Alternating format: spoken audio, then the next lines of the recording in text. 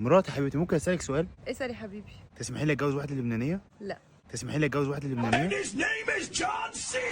تسمحي لي اتجوز واحده لبنانيه؟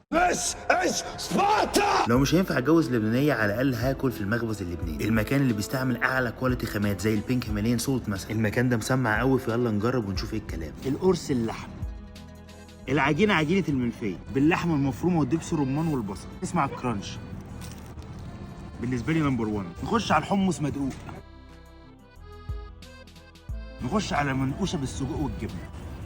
تتبيله السجق غريبه وجامده قوي. نخش بقى على منقوشه لبني، دي الطريقه الصح اللي تتاكل بيها المنقوشه، بترطبني من جوه كده. المخبز اللبناني بيعمل عجينه انا ما دوقتهاش قبل كده، طعمها حلو وخفيفه وفريش. المخبز اللبناني بيقدم منقوشه دايت، العجينه معموله من دقيق اسمر من غير ملح ولا زيت.